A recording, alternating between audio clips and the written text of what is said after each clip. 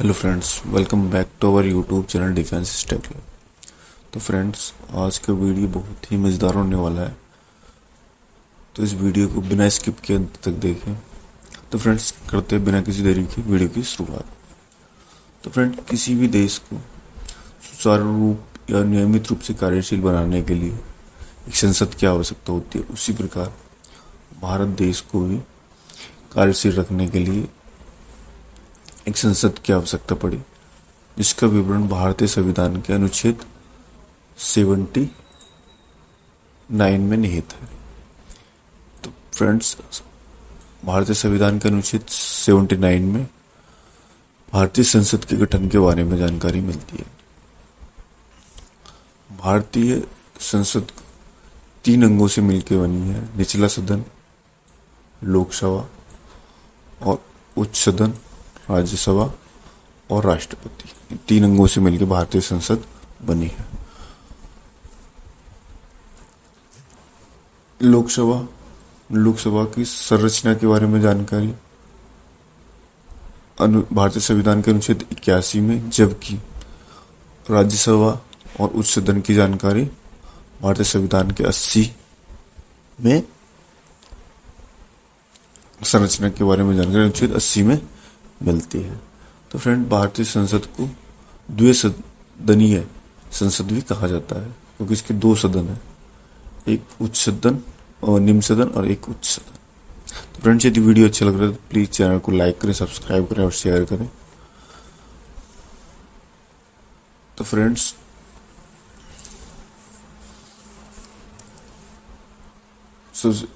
तो आज के हमारा टॉपिक है भारत की लोकसभा। तो फ्रेंड्स, भारत के संविधान द्वारा आवंटित सदन की अधिकतम सदस्यता कितनी है? 552। तो भारत जो लोकसभा की सीटें मैक्सिमम कितनी भारतीय संविधान के अनुसार हो सकती है? 552। जबकि शुरुआत में 1950 में प्रथम लोकसभा के आम चुनावों में 500 सीटें थी, जिसमें कांग्रेस ने 364 सीटें प्राप्त करके सरकार में आई थी। इसकी जानकारी वीडियो के अंत में भी देंगे हम, भारतीय संविधान के प्रथम आम चुनावों के बारे में। वर्तमान में सदन में सदस्यता कितनी रहेगी? 543, जो कि पहले 2020 में कितनी थी? 545, जिसमें से 2 सीटें एंग्लो इंडियन की कम हो गई हैं।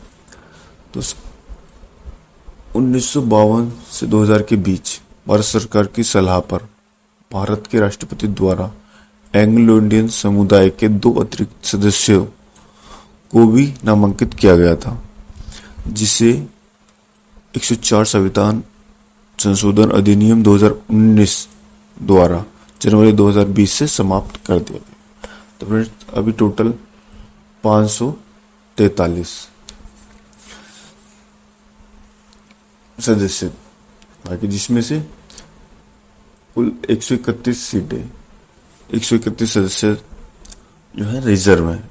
24%, 24.30 अनुसूचित जाति के लिए, जिसमें 84 सदस्य, और अनुसूचित जनजाति 47 के प्रतिनिधियों के लिए आरक्षित है।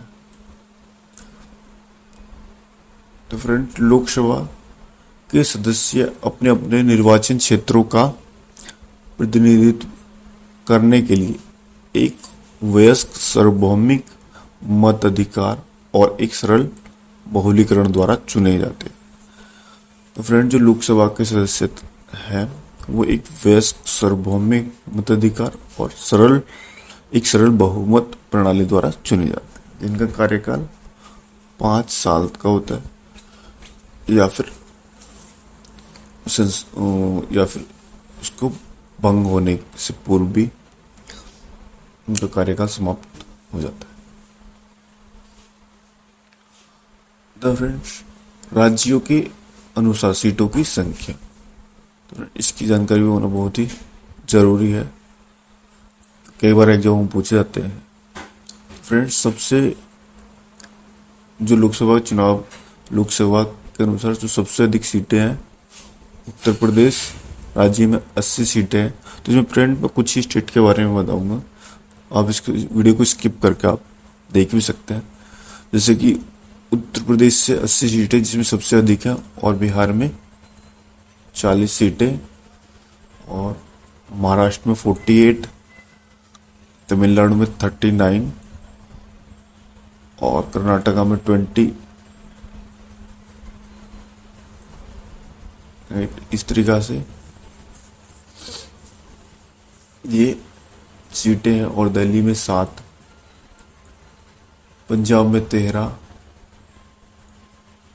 हरियाणा में 10 सीटें हैं, और जम्मू कश्मीर में 5, गुजरात में 26। इसी तरीका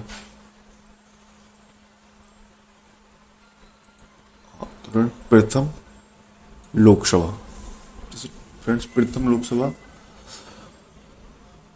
1952 पहले आम चुनाव होने के बाद देश को अपनी पहली लोकसभा मिली। भारतीय राष्ट्रीय कांग्रेस ने 364 सीटें, जो फ्रेंड्स मैं स्टार्टिंग में बताया था, भारतीय राष्ट्रीय कांग्रेस ने 364 सीटों के साथ जीत हासिल की थी और सत्ता में पहुंची थी। इसके साथ ही जवाहरलाल नेहरू भारत के पहले प्रधानमंत्री बने। तो भारत के प्रथम प्रधानमंत्री कांग्रेस पार्टी के जवाहरलाल नेहरू बने, तथा भारतीय राष्ट्रीय कांग्रेस को लगभग 45% सीटें मिली थी। ये प्रथम आम चुनाव हुए थे लोकसभा के 1952 में, तो उसमें 45% वोट कांग्रेस को मिली थी, और इससे जवाहरलाल नेहरू प्रथम प्रधानमंत्री बने थे। नेक्स्ट फ्रेंड, लोकसभा सीट का परिसीमन। तो फ्रेंड वर्तमान जानकारी के अनुसार 2026 में भारतीय लोकसभा सीट के परिसीमन की प्रक्रिया प्रारंभ की जाएगी। आकलन के अनुसार परिसीमन के बाद लोकसभा की सीटों में 78 सीटों की बढ़ोतरी हो सकती है। परिसीमन के बाद तमिलनाडु में 9 सीटें, और केरल में 6, कर्नाटका में 2, और आंध्र प्रदेश में 5, तेलंगाना में 2, उड़ीसा में 3, और गुजरात में 6, उत्तर प्रदेश में 14, बिहार में 11, और छत्तीसगढ़ में 1, और मध्य प्रदेश में 5, झारखंड में 1, और राजस्थान में 7, हरियाणा तथा महाराष्ट्र में 2-2 सीटों के इजाफे होने की संभावना है। फिर लोकसभा का कार्यकाल, यदि समय से पहले भंग न किया जाए तो लोकसभा का कार्यकाल अपनी पहली बैठक से अगले 5 वर्ष तक, पहली बैठक से लेकर अगले 5 वर्ष तक का होता है। इसके बाद यह स्वतः ही भंग हो जाती है। लोकसभा के कार्यकाल के दौरान यदि आपातकाल की घोषणा की जाती है तो संसद को इसका कार्यकाल कानून के द्वारा एक समय में अधिकतम 1 वर्ष तक बढ़ाने का अधिकार है, जबकि आपातकाल की घोषणा समाप्त होने की स्थिति में इसे किसी भी परिस्थिति में 6 महीने से अधिक नहीं बढ़ाया जा सकता है। नेक्स्ट है लोकसभा और राज्यसभा के कार्य। दोनों सदनों का मुख्य कार्य है विधान पारित करना है। तो दोनों सदनों का मुख्य कार्य है किसी भी विधान को पारित करना है। किसी भी विधेयक के विधान बनने के पूर्व इन दोनों सदनों द्वारा पारित किया जाना होता है तथा राष्ट्रपति की अनुमति प्राप्त करनी होती है। संसद भारत के संविधान की 7वीं अनुसूची की संघ सूची के अंतर्गत उल्लिखित विषयों पर विधान बना सकती है। तो फ्रेंड्स, यदि भारतीय लोकसभा और संसद के बारे में जानकारी अच्छी लगी है तो एक बार फ्रेंड्स वीडियो को लाइक करें, सब्सक्राइब करें और शेयर करें। Thank you for watching full video.